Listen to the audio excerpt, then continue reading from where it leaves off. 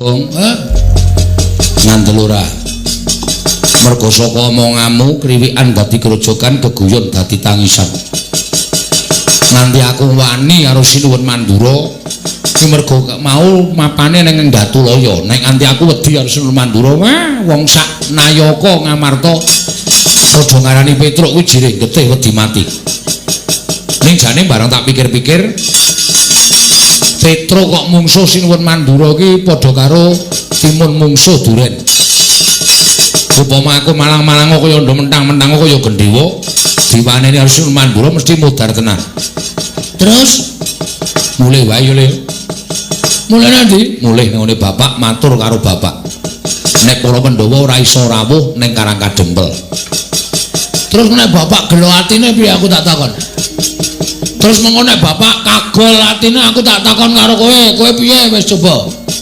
Monggo Semar kae wong do nyebut Samar. Semar nangis ki durung karuan atine sedih. Semar mesem ki durung karuan atine seneng.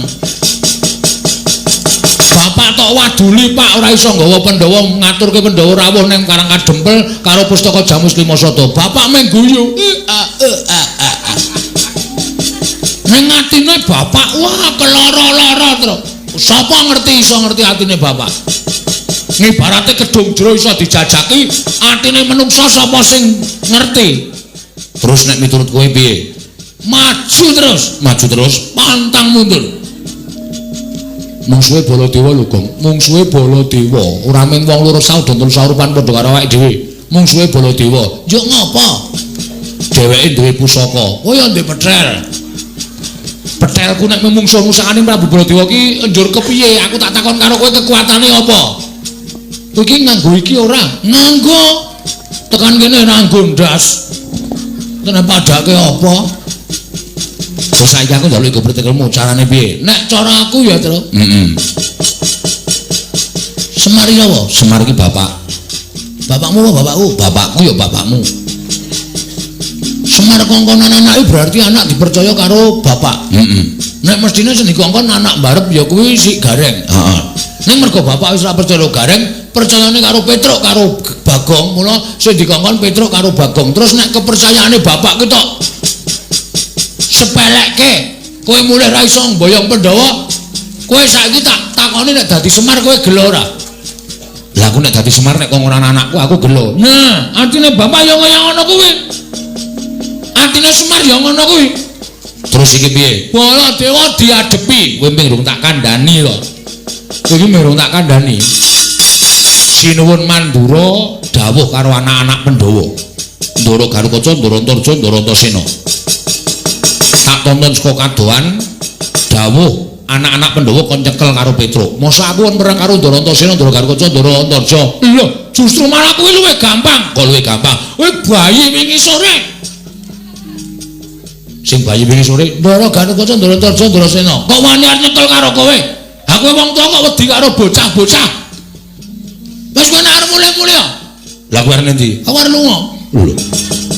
Ora methuke putra-putra Pandhawa. Lah kowe ya ora methuke kok, masa kon methuke dhewe? Mati wong loro, mukti wong loro to. Oh iya, wis niat tenan iki. Niat tenan. Pokoke nek sing tekan kene sapa wae arep nyekel karo kowe, arep nyikara karo kowe, arep merangket karo kowe diwaneni. Kowe iki menungsa udu kewan. Oh iya, iya. Ngono kok jireh ora. Lah kowe, lho aku ngene kowe wani, aku ya wani. Nek aku wedi, aku ya wedi. Wong ora tau ndek pendirian to kowe. Aku wis kelangan pendirian kok. Wah, jan angel banget omong karo kowe. Ya ora usah omong. Lah kancane meng kowe kok ora omong karo kowe, omong karo sapa? Aku yo ngewoke kok. Terus saiki piye? Ngene wae. Kowe engko sing rembugan. Nek kira-kira kowe wedi perang, aku tak ning mburimu. Aku mergo nek omongan ki sok atos, mengko ndak malah ora prayoga. Dijak omongan apik-apik. Engko nek Antasena, Gatotkaca, Antarja ki tetep arep nyekel karo kowe, kowe ora usah temandang. Sing temandang kowe nopo piye? Lho.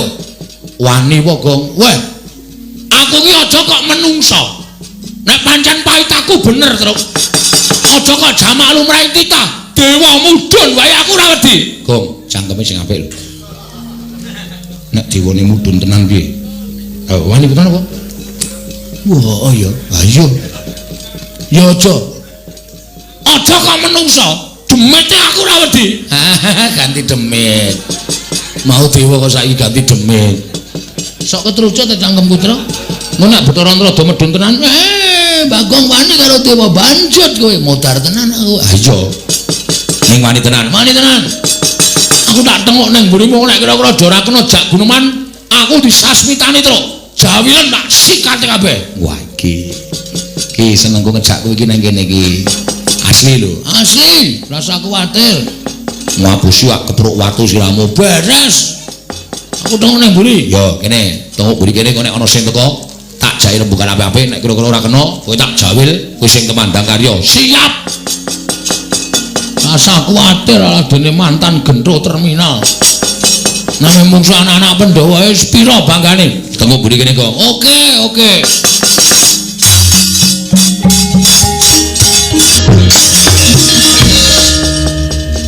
Teko tenan lho kok. Jaman aku tak udut sik. Ya. Mentosena kecil. Iya. Ora usah sumbar sik to sing dadi nyatane sik. Ora usah kuwatir, santai wae pokoke atimu digawe tentrem omongan sing apik nek kono ora iso jak omongan sing apik-apik langsung aku tok jawe lak sikate saka kene. Ya. Ngomong apa Bagong? Takoke kok. Aja bloko lho. Ya. Tak omong kene arep ndupak ndurun to sing Tak kepruk watu ndasmu lho Ndra kowe. Engko nek wis gelut wae. Oh iya. Mboten ngomong napa-napa. Ndurun sing ngaturke bekti nggih Den. Ya tak tampa to pangestuku taman ngono ya. Nggih, sangat anggen kalau ndadosaken jimat. Ora wong mriki ajeng napa? Kowe tak takoni jujur karo aku ya Truk nggih. Kowe wani karo Siwa Mandura ya.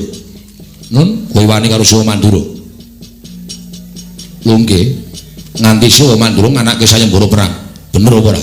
Leres. Kowe arep ngleboni sayembara perang tegese kowe wani karo Siwa Mandura.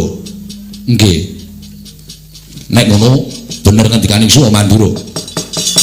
Kene ulungno tanganmu tak bondo, tanganmu tak krincung sikilmu Petruk kowe abdi sing ora manut karo pernataning negara Ngamarta. Manut tak lebokke Pakunjaran. Lho, kula ajeng lebokke Pakunjaran. Yo. Ora mung kowe, ning kowe sak bagonge tak lebokke Pakunjaran. Gong, ayo Gong. Gong. Sik, wetengku lara Indra. Loro kenapa? Mbah iki kok mak cenut ngono.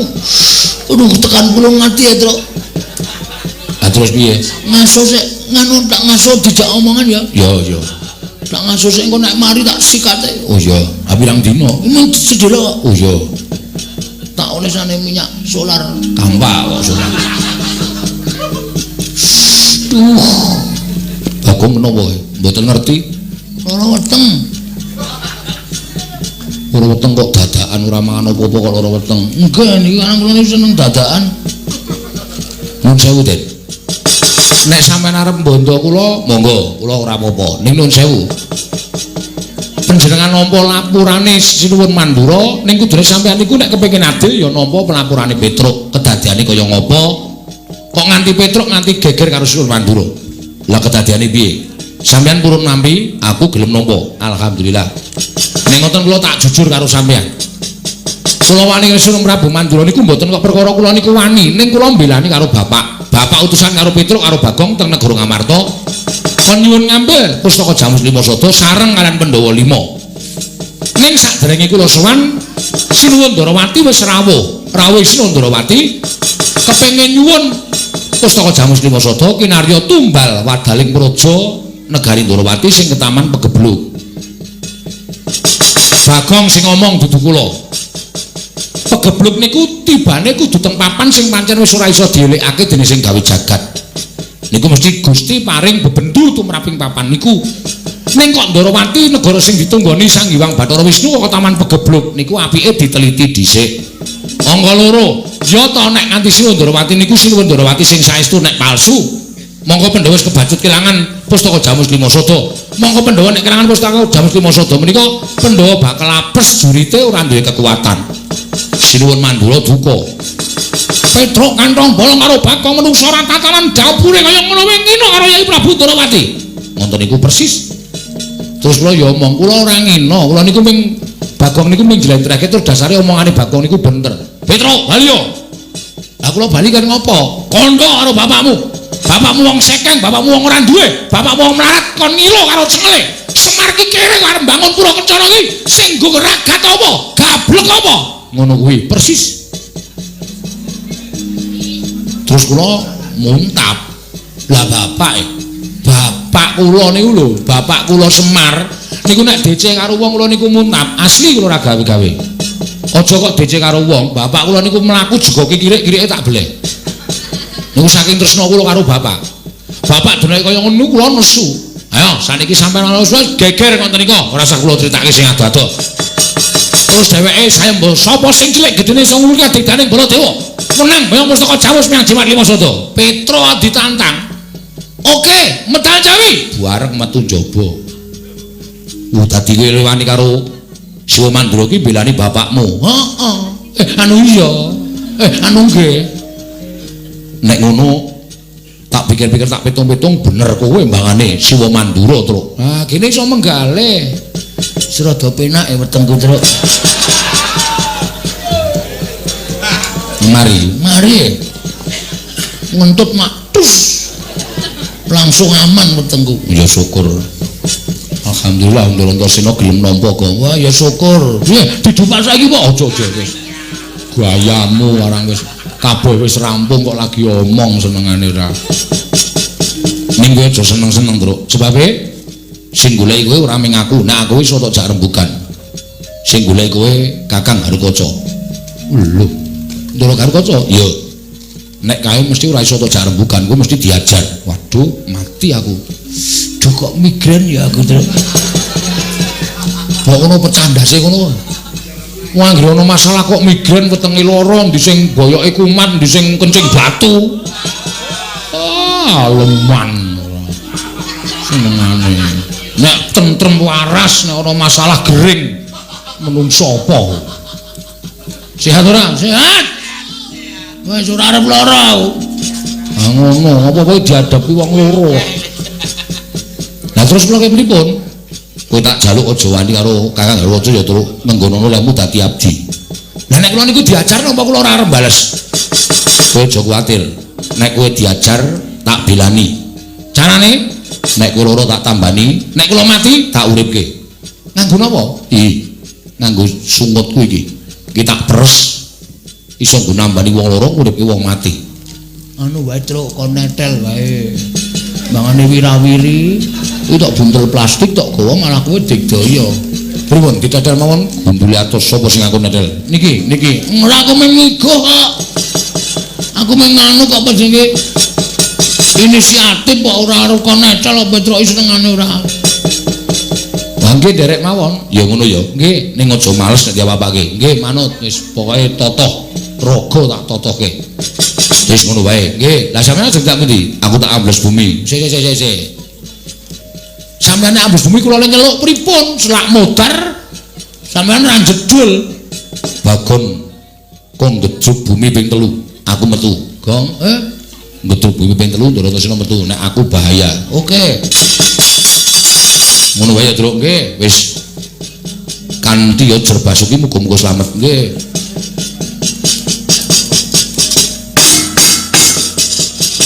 Ono apa Bagong? Anu mung jajal kok. Wedan. Engko nek ora metu, Truk. Ha iya. Iwas digedhel ping 3 ora metu ana. Gelo. Ha iya. Ha iya ta? Kadang-kala ya ora nganti ping 3 wis metu. Ha iya. Kowe. Mane kok notok iki ora. Wis, Ndara Harukaca tekan kene aja dilawan, ning pokoke ade gawe cara piye Ndara Harukaca wedi karo awake dhewe. Nek dheweke ngantemi awake dhewe, Ndara Antasena dundang kok. Oke, wis rasa kuwatir wis entuk beteng. Entuk sing ngayomi rasane kaya wis pading kae, Truk. Ha iya. Ketonto kowe ya, apa ora?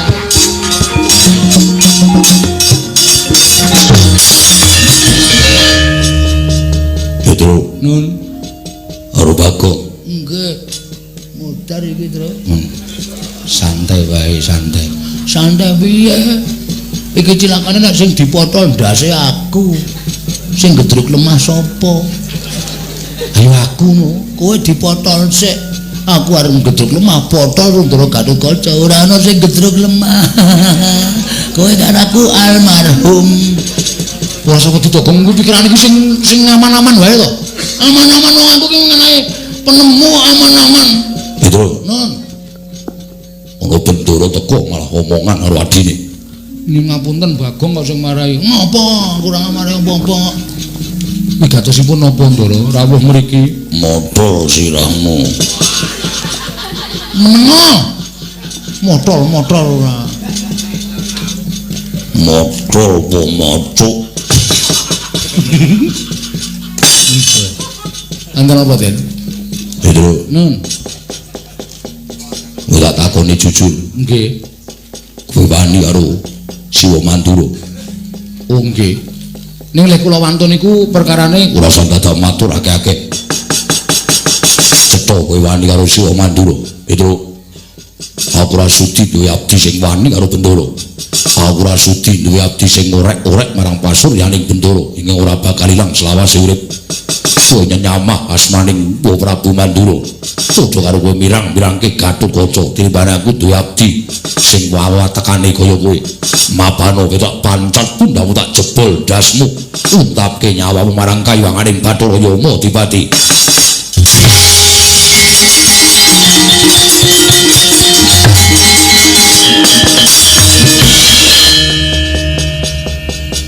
mak teratap kula, Den.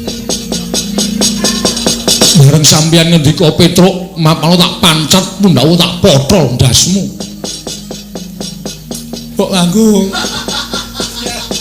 Mbok nganggo tepo-tepo. Kula niku wis tuwa lho, Den. Kula niku rambut kula wis werna loro.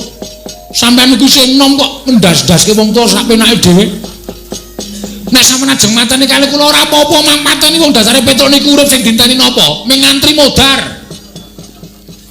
Ning mbok yo omongane ora kaya ngono kuwi sing apik. Ngopo to nek apik iki? Satriya weton kayangan putrane Ndara Werkudara kok omongane sak penake dhewe ora. Nek krungu piye akeh didomestani Gatotkaca ki lagi tata krama, Gatotkaca ki lagi unggah-ungguh. Biyen dek cilik dimong karo Petruk, didulang karo Petruk, ditutuk karo Petruk bareng gedhe, ngunekke Petruk ndase arep dipotol. Sapa sing isih? Malah ngunek-unekke karo aku. Ngunek-unekke mawon, kula ngunek-unekke sampean niku pun bener wong kula sing ngomong sampean. Sampean niku sing ngomong kula. Mulane sampean ora bener kula wajib ngunek-unekke sampean. Ati kaya ngono awas sampean. Ora ati kula, Den. Kula iki wong tuwa. Lha nek omane ndi anak bojo, monggo kula ya wis peputu.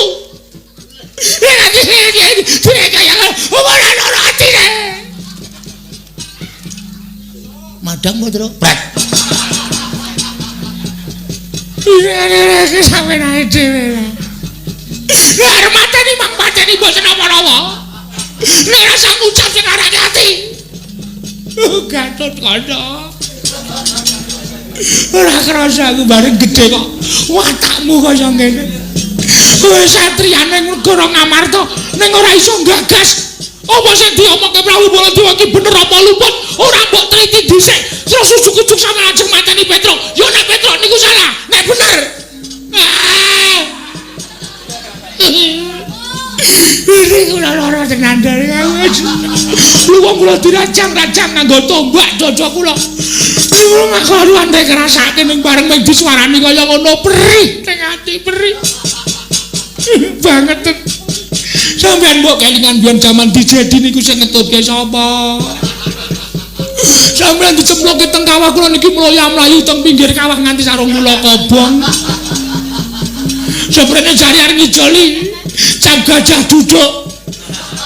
Tak enten-enteni sing teko mencap tikus duduk. Apa ngono ya ngono kuwi apa nepati janji. Ora ati. Pun mang pateni kula. Mang pateni. Ayo iki tangane gek go motol. Ojo meneng wae. Kula wis ikhlas mati saka tangane Ndara Gatotkaca. ikhlas mati saka tangane bendara kula sing kula tresnani mboten apa-apa mboten apa-apa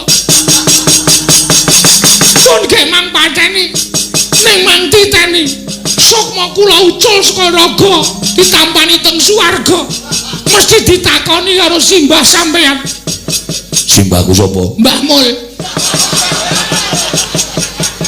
Ndara Pandu Ndara Pandu Dewanata ya kok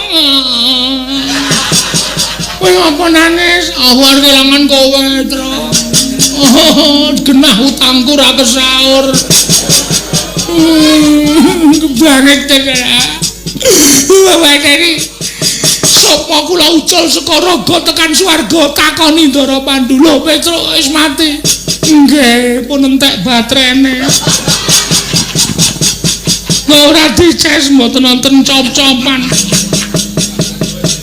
sapa sing mateni Petruk putu sampeyan lho putuku sapa atmajane Ndara Werkudara namine Ndara Gatotkaca lah kowe salah apa kula mboten salah mboten luput Prabu Pandu mudhun saka swarga goleki sampeyan ora nrimake pakartine sampeyan bapakmu wae karo aku rong tau ngunekke apa-apa rong tau ngunekke ndasmu nek ngeplak kulino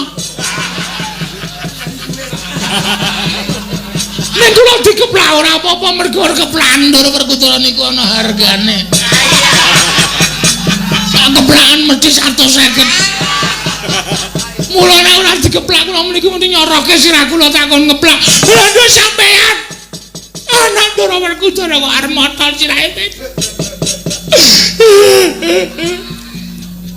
Dra kita ora berhasil ayo melayu wae meneng wae rasa cerewet julang sandal cangkemmu wae wis santai wae aku wis melu nangis lho Tru aku arep kelangan kowe Tru ikhlasno Gong ikhlasno aku tak mati dipateni Ndara Gatotkaca Gong wis ora usah wedi ikhlasno aku titip bojoku karo titip anak-anakku sing isih cilik loro kae nek takon bapane wis ora ana bapane mati dipateni Ndara Gatotkaca nek aku anakku takon Ndara Gatotkaca ki sing ngendi tuduhno ya Gong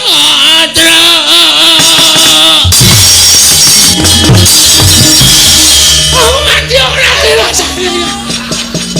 saya aku mati anakku sesuk loro cacahe takon wis minggat wong e wis kok malah lungane kok ora aku madhep rono ya kok Ndara Gatotkaca ki ora welas karo kowe welas karo anakmu ngomong anakku sing cilik-cilik anakmu sing cilik sing ndi to wis gedhe kabeh to heeh anakmu anak cilik loro anak terpelu kok omah karo udus kowe mangkel aku ki mau nek muni takon anak sing ngendi ana Ndara Gatotkaca iso ora lunga lho ha iya untung kowe meneng wae kowe nangis bareng aku ya melas ya terus nek kowe mati ha iya wis beres pokoke kari siji sapa Ndara Antarja tandangi ya kok kowe bae aku ngopo aku kan ning pangombyong aku wis ngalahke loro sing siji kowe oke ayo salim yuk ayo to mengalahke Ndara Antarja kok Ndara Antarja ya ampuh kae nek mungsuh kowe mesti kowe iki ora kurang akal wis ngono wae aku tak ngaso duh ngrekoso iki nek Antarja teko tenan Bagong non Petruk ndi mboten nonton bles yes penjuto Truk ya melu tengok-tengok nang kono ya moh Dewa ditandangi dhewe. Kancane antara ora apa-apa, anggere kowe wani kok kono kaya aku mau lho. Aku ora duwe aji-aji apa-apa. Ora duwe kekuatan apa-apa tak waneni kok kowe iki jiri ora. Pokoke anggere tetek wani carane piye carane pokoke ditokke. Oke. Wis kono dinteni kono. Ngaso terus nang nggon sing ya ndak awake ireng. Ya. Tandangane sapa sing arep mateni karo kowe mungsuhe ajange Bagong. Iya, ajange dadakku. Iya. Tantanane nang kene ya, heeh.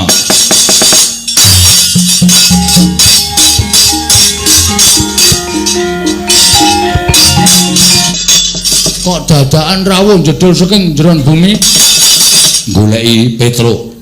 Goleki Petruk. Petruk endi? Goleki Ndorontorjo. Ora keplak sirahmu lho kowe. Omong nek Petruk ora ana ngono. Hah? Omong nek Petruk ora ana. Engko ngapusi sing nanggung dosane aku. Oke. Nuwun sewu Petruk mboten wonten. Kowe mbudheke Antarja. Kowe bar omongan karo Petruk aku krungu. Wah.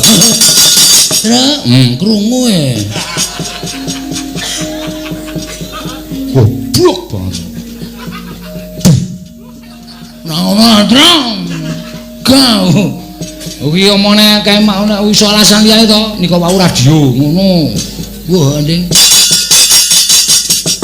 Saman krungu napa? Kaya omongan karo Petruk. Kula omongan karo penyiar radio. Nika sanes Petruk. Petruk endi? Petruk pun Bali. Kowe ngapusi karo aku. Kula tak takon karo sampean. Saman goleki Petruk ajeng napa? Petruk arep tak rangket, gedene Petruk arep tak pidono. Ulungno Petruk. Tinimbang iku sing tak ajar. Lho, kok njur ngembet tekan aku iki piye iki? Aku arep tak ajar salah apa ya, Jo? Lho. Kok Jo piye? Jenengmu sapa? Antarja. Tundang Jo ora gelem. Kok ngundang Antarno ya? Kowe nderodo ana Antare. Wah, edan ngomongan karo wong edan. Aku ya omongan karo wong waras.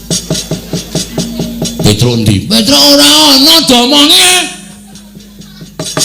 Petruk ora ana, yen ngono kowe gandine kowe tak cekel. Weh lah, carane sapi jagalan dhisik Antarja. Nek wis tok jagal, aku arep tok blek sakaremu, arep tok kapak-kapake sakaremu. Wani karo Antarja. Apamu sing tak wedeni? Wih lah dalah. Lagi iki Bagong kok duwe kendelan sing kliwan. Lho, nyepelekake kowe rumangsane pajake. Bagong wis kondang kendel tak omongi, saya nek utang. Aku kendele kliwat tanpa nganggo petungan anakane pira sing penting dapat uang dulu. Aku dadi kowe kok nantang Petruk kantong bolong Petruk iki kakang kowe. Petruk iki masuk angin kowe tak tileki, tak keroki, tak blonyo minyak angin. Skincare.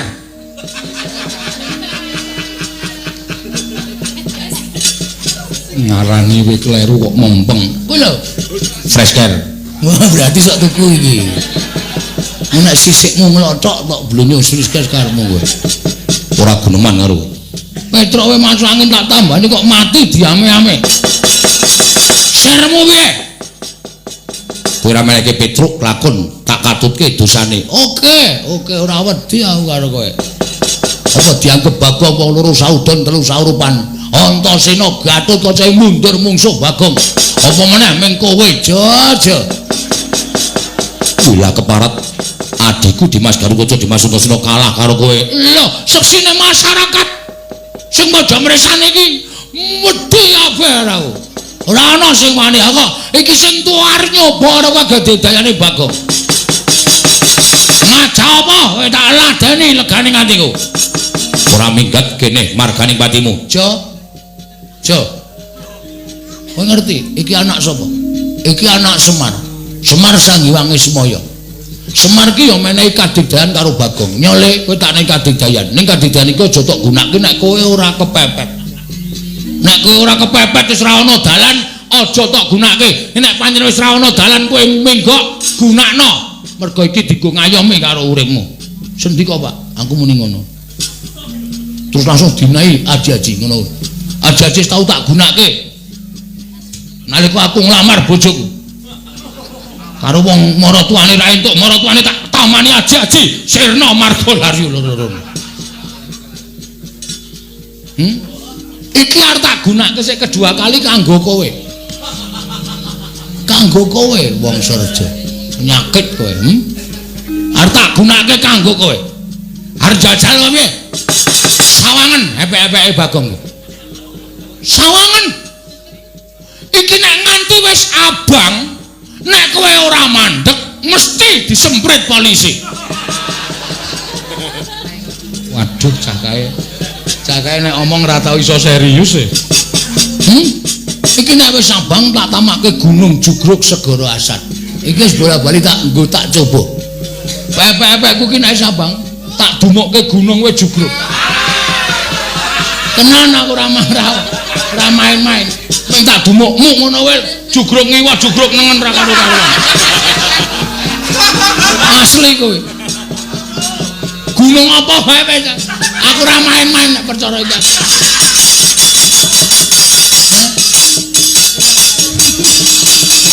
Tenan aku ora goro. Ana nang kowe pamer duwe pusaka aji-aji sing soto tamake Gunung Jugruk Segara Asad, ora mung sak gunung. Aku loro. Sak dumukan ki loro. Tenan aku ora main-main. Are nyoba apa piye? Nyoba apa piye? Iki tak dumuke tang jajamu ora jemblong tekan geger aja dundang Bagong.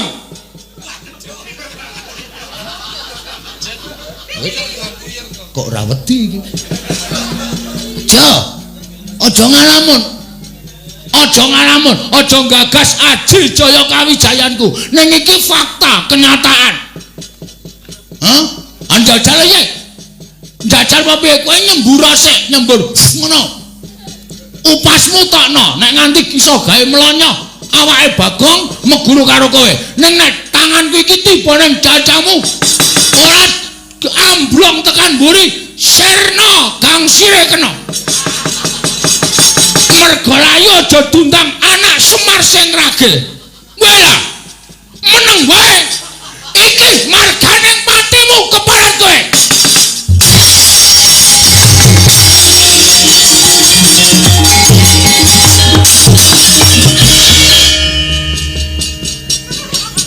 Piye, Gong? Meh ra sukses e. Aku ora sukses piye? Aku ya arek kae apus-apus kaya kowe. Heeh. Aku tau dikaya Jajiro Semar. Iki tak nggo grayang gunung kowe Jugruk. Wah. Lengkai kapan nih? Oh suwe kowe ora pas ra ono kowe. Kowe nglimpekke kowe kok kowe ndak meri. Aji-aji apa jenenge? Ora tak ngerti. Rahasia iki. Oh iya apa, Gong? Wah. Asli aku ora goro. Tenan. Wis ditauto jajal. Wis bola-balik. Ora ana mungsuhe wae tak nggo grayang tetepan asman. Cah nekat kok aku. Oh, terus tak iki nek nganti wernane abang tak dumukke dadamu jeblong tekan geger. Wah. Elok. Terus Dorontorjo mlayu. Ngeleng ki apa, Tru? Bolongan cilik kok sedeng gede ya, Tru. Ah iya, Mbok. Ngomong pasak gangsir lho. Elastis kok ya ora ngerti aku. Ora ngerti perkara kuwi ora ngerti. Tak uyuane Patro men aja. Engko nek glageben kaya jangkrik kae rasa duwe ora. Kowe senengane wit Gong kae kok ana sing joget-joget kae sapa kae? Endi e? Hae. Patih Mandura kae. Sapa? Udawa. Patih Mandura kok Udawa Prawan. Prahuta. Prawan. Arep tak tamani gununge. Ngawur ora. Dindani kene nek kira-kira arep ngajar rak dhewe polo wong loro. Heeh, iya. Men tekan kene, Gong. Heeh. Oh, kon nyekel wong kentir. Wiwit nampa dawuh wae ora iso ngampen guyu bareng weluh rupane Petruk karo Bagong.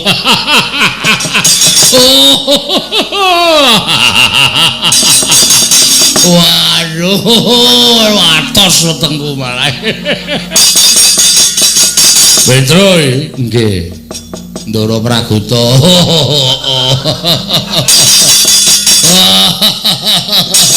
Wah, Bagong. Ngecewe. Wong kok pate kok senengane guyu lho. Sarape ketawa wis kena kuwi. Mbok ya wis ben Bagong wis senengane. Wong karemane dhewe karemane guyu kok ya. Enten apa? Nduk, Nun. Aku didhawuhi dening Sunan Prabu Mandura. Kenapa? Nyekel kowe. Lah kula salah napa? Rasa takon salah ya cekel engkuk-engkuk. Wak dengkek cengelmu. Mudar. Oh, ambok nggih, nek iso. Nek ora iso nyekel Petro, Kosok baline lho. Sampeyan sing kula engkuk-engkuk karo Bagong. Heeh.